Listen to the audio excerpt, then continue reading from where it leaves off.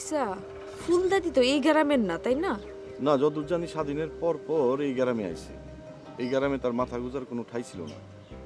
সেটা দেখে এই গ্রামের যুবকরা পতিত খাস জমিতে তারে ঘর তুলে থাকতে দিছে। আশা তো দূরের কথা, হে উল্টা আমারে অভিশাপ দিল। ভিক্ষারি নিয়ে বা অভিশাপ, আমরা তো ভালোর জন্য পাঠাইছিলাম। আমার কষ্ট আমি সহ্য করতে পারবো, কিন্তু তোমার কষ্ট আমি সহ্য করতে পারবো না। অন যে কথাটা তুমি কইলা, এটাতে কি প্রমাণ হইলো তুমি জানো? কি? আমার মতো তুমিও আমারে সমান ভালোবাসো। কত তুমি মইরা গেলে তোমার মুখে তো পানি দাউনের কেউ থাকবো না। আমি মরুম না, আমি মাইরা তারপরে মরুম। প্রস্তাবে যদি ইদ্রিস ভাই রাজি না হয় তাইলে কি করো?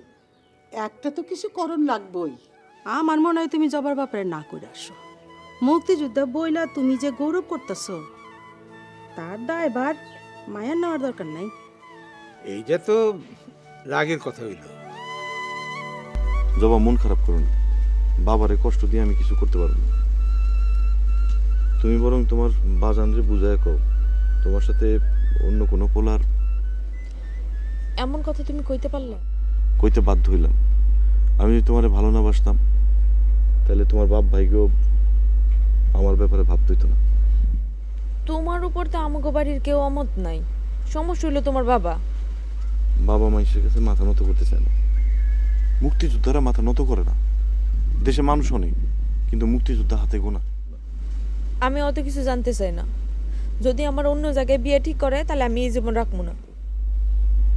এমন কথা কইলে আমার মনটা যে চিন্তায় থাকে, বুঝো না? তুমি বাইচে থাকবা আর আমি আরেকজনের সাথে সংসার করবো না? আরে এমন হইতেছে না। ওই যে আমগো লতিফ মাস্টার সাথীরে পছন্দ করতো। সাথীর বাপ মায়ে বড় লোকের পোলা দেখে সাথীরে বিয়ে দিছে। সে তো পোলা মাইয়া নিয়ে সুখী আছে। সুখে না, গিয়া দেখো লতিফ স্যারের লাগে হার চিন্তা শেষ নাই। তুমি তো ভিতরে গিয়ে দেখছো। সবাই কয় তারা শান্তিতে আছে, আর উনি কয় যে ভাবনা শেষ নেই। তুমি চুপ করো, যাও আমার সামনে থেকে। আমি দূরে গেলে তুমি ভুলে যাবে। রোজ দেখা হয় তো, তাই তুমি ভুলতে পারো না। ঠিক আছে, আসি। মান অভিমানও বুঝো না। আমি কি তোমার মন থেকে যাইতে কইছি নাকি? আমাকে মান অভিমান স্থায়ী হলে তুমি আমারে ভুলতে পারবা, আমি তোমারে ভুলতে পারবো। তুমি আমারে ঠিকই ভুলতে পারবা, কিন্তু আমি তোমারে ভুলতে পারবো না। আরে কত বড় সাহস, হ্যাঁ কত বড় সাহস। আমারে কয় ওই বাড়িতে কাম করতে। আরে আমি না খাইয়া মরুম। আমি বিনা চিকিৎসায় সেবন দিব। তবুও ওই অভিশপ্ত বাড়িতে আমি কাম করুন না। ওই বাড়ির দানা পানি আমি স্পর্শ করুন না। ওরে আমি কেন এগুলি কই, এটা তো আমি জানি।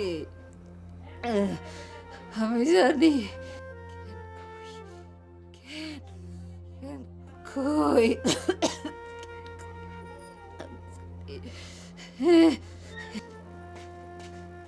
দাদি, দাদি শুয়ে পড়ছো নাকি?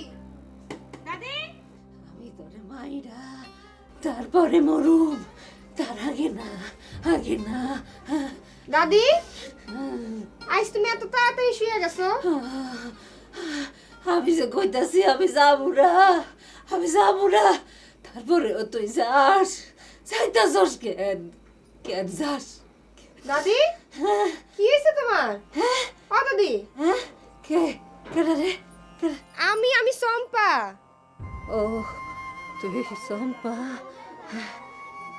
কখন আইসস? হ্যাঁ মাই পিঠা বানাইছে, তাই তোমারে দিতে আসলাম। সকালে উঠা খাবা, তাই রাত্রি দিয়া গেলাম। না আমি কোনো কিছু খাওয়াম না রে। আমার মনটা ভালো নাই রে। কেন মনটা খারাপ কেন দাদি? জ্বরে দেখি তোমার গা পুইরা যাইতেছে দাদি। আরে আমি আমি না মাইরা কিছুতেই মরুম না। না জি কো, এই জ্বর গায়ে তোমার এগুলান খাওয়া ঠিক না। তুমি চুপ করে এখানে শুয়ে থাকো, আমি যাও রাইন্দা তোমার জন্য ওষুধ লয়ে আইতেছি। উঠছো না কিন্তু, শুয়ে থাকো এনে।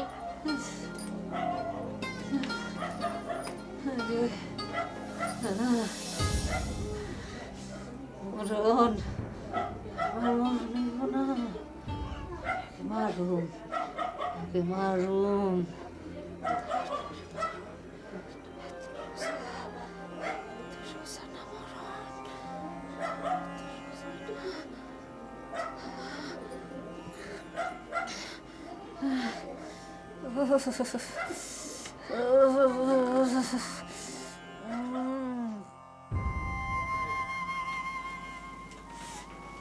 জমা এত রাতে ঘুমাস নাই?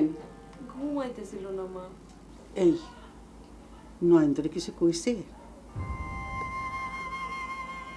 কইয়া থাকলে ক, না করলে বুঝবুন কেমনে? হ্যাঁ কইছে তোমাকে পছন্দের পোলার লোক আমার বিয়ে দিয়ে দিতে। কস কি? ভালোই তো কইছে। তোমরা কও না হ্যাঁ ভালো পোলা, তা ভালো পোলা ভালো কথা কইব না? সেইটা তার মনের কথা না। মানুষের মুখের কথাই তার মনের কথা মা। তুই ক, আমি দেখতেছি।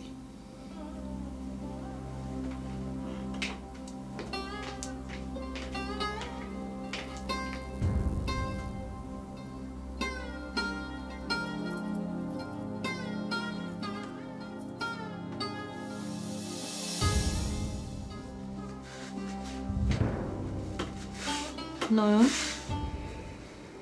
কি হয়েছে? কিছু না মা, এত রাত জেগে বই রিসোস, এমনি। কি হয়েছে? মা, আমি জবারে মানা করে দিছি। তুই মানা করার কে? তোর বাবা আছে না? মা, বাজানকে আমি ছোট করতে পারব না। মা, এই সমাজে সবাই মাথা উঁচু করে চলতে পারে না। তুই কি কস? অন্য পাত্রের সাথে জবার বিয়ের ব্যাপারে আমি মত দিছি। জবা কি কইল? জবার কথা আমি জানি না, আমি আমার কথা জানি। আমগুলোকে পরামর্শ না কইরা তোর মত দেওয়াটা ঠিক হয় নাই।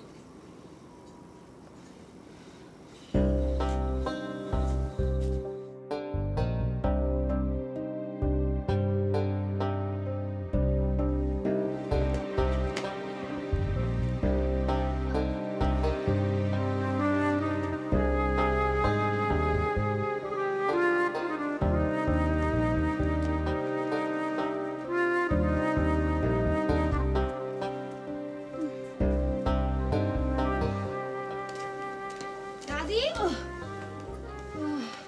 তুমি জ্বর নিয়া বাইরে আইছো কেন? আরে দুনিয়াটা দেহি রে, দুনিয়াটা দেহি। দেখ চারদিকে কত আলো, কিন্তু আমার এই মনটার ভিতরে খালি অন্ধকার। ওইসব কথা থাক দাদি, ওইসব কথা বলা নেই। তোমার জ্বরটা দেখি তো। জ্বর তো নাই। তুই কি ওষুধ খাওয়াই দিছিলি? হ্যাঁ, ওইসব নাম কইলে তোমার মনে থাকবে না। সাধারণ জ্বর জারি হইলে প্রাথমিক অবস্থায় ওইসব ওষুধ খাওয়ান লাগে। তুই আবার ডাক্তার হইলি কবে রে? ওইসব সাধারণ ওষুধের নাম জানার জন্য ডাক্তার হন লাগে না। আর তাছাড়া আমি কয়েকদিন থেকে স্বাস্থ্যকর্মী আপার লাগে কাম করতেছি। তাই নাকি? খুব ভালো কাম করছস। এখন তাহলে তুই পুয়াতি হইলে নিজের চিকিৎসা নিজেই করতে পারবি। বিয়া হইল না আবার পুয়াতি। খুব ভালো পোলার লগে তোর বিয়ে হইব। তুমি গণক হইলা কবে? গণকন লাগে না, মানুষের চেহারা দেখা কন যায়। যেই মানুষ বিপদে মানুষের পাশে থাকে, আল্লাহ তাল্লাহ তার পাশে থাকে। আচ্ছা শুনো, জ্বর না থাকলেও তোমার শরীরটা কিন্তু অনেক দুর্বল দাদি। মাই কইছে তুমি জানি আইস ঘর থেকে বাইর না হও ওই ভিক্ষা করার জন্য। আচ্ছা যা, তুই কইছস, তুই যখন কইলি আজ আর বাইরম না। হ্যাঁ, তাই দুপুরে মায়ে দুপুরে তোমার জন্য খাবার লইয়া আইবো বাসায়। না না না, আমি আমি কিছু খাম না। শুনো দাদি, তোমার শরীরটা তো অনেক দুর্বল, না খাইলে কি তুমি শরীরে বল পাবা? আর বল না পাইলে তুমি ওই মানুষের বাড়ি গিয়া গিয়া ভিক্ষা করবা কেন করে? আরে আরে, তোরা দিয়ে আমারে মরতেও দিবি না? হ্যাঁ, ঘুমের মধ্যে তুমি না কও আমি না মাইরা মরুম না, এটা তুমি কি কথা কও দাদি?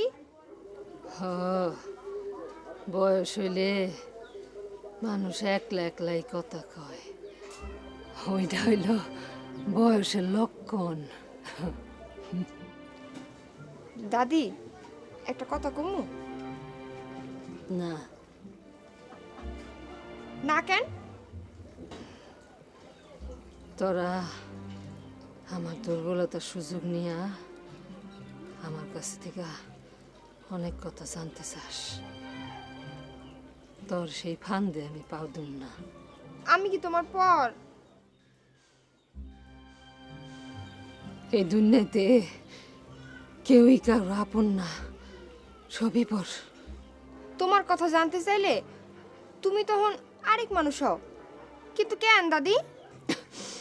বেশি কথা কইস না, যা, আমার মাথা ঘুরতেছে। যা যা যা যা যা।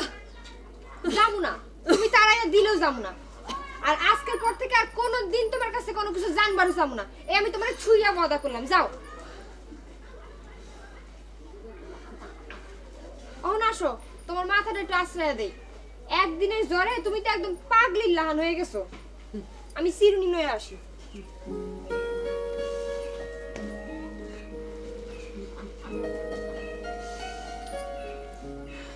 বসো তো দাদি, এখানে বসো।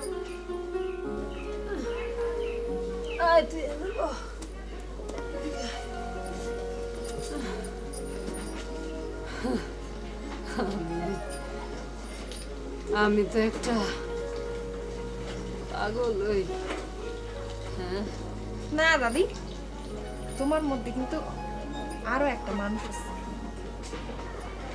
তুই তুই বুঝলি কেমনে? আমারটা যদি তুমি বুঝো তো তোমারটা আমি বুঝবো না? তুই ঠিকই বুঝছিস। আমার এই ভিতরে আরেকটা মানুষ আছে আছে, তাই এই মানুষটা আরেকটা তৃতীয় মানুষের জন্য অপেক্ষা করতেছে।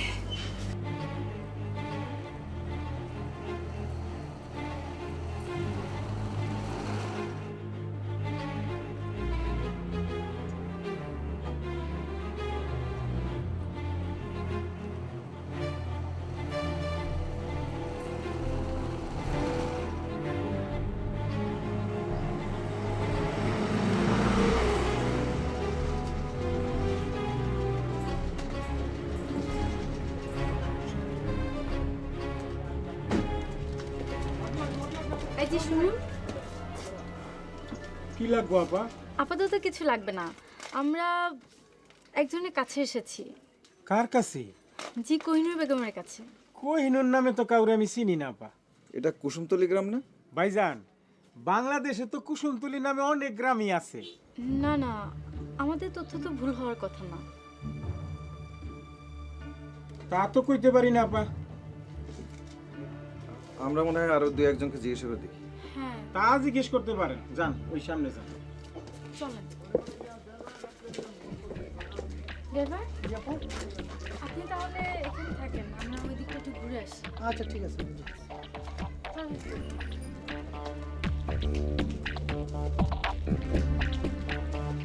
একটা চা দাম তো। আমরা তো চা বিক্রি করি না, চা আপনি পাইবেন সামনে। আচ্ছা মিয়া ভাই, আপনারা আইছেন কই থেকে? আমরা টেলিভিশনের থেকে আসছি। ওনারা টেলিভিশনের লোক? কই ভাই, ওনাকে তো আমি কোনোদিন কোনো অনুষ্ঠানেও দেখি নাই। আমরা তো অনুষ্ঠানের পিছনের মানুষ, তাই চেহারা দেখায় না। ও, পিছনের মানুষ, এইবার বুঝছি আসল কথাটা। বাড়িতে কেউ আছেন? বাড়িতে কেউ আছেন? ভাই বাড়িতে কেউ আছেন?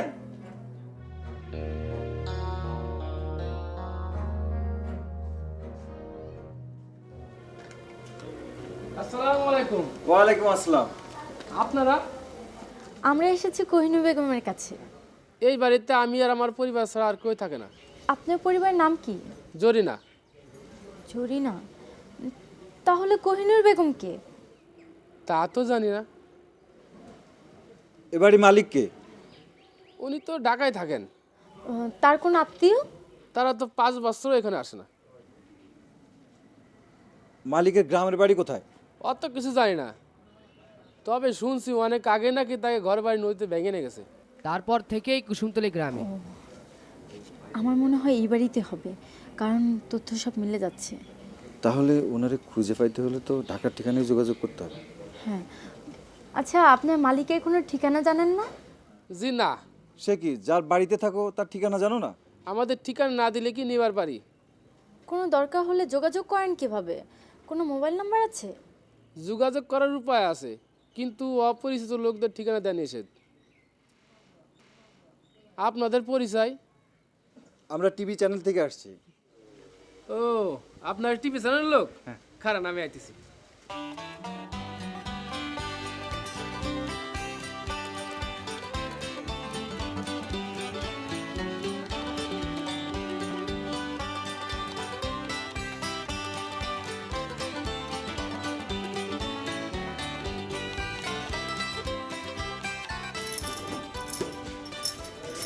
আরে আরে, এত তাড়াহুড়ো করে কি জন্য? টিভি চ্যানেল লোক আইছে। তা আমগো কাছে কি চায়? আমাকে মালিকের ঠিকানা চাই। মালিকের ঠিকানা চায়? মালিকের ঠিকানা তো দেওয়ান ঠিক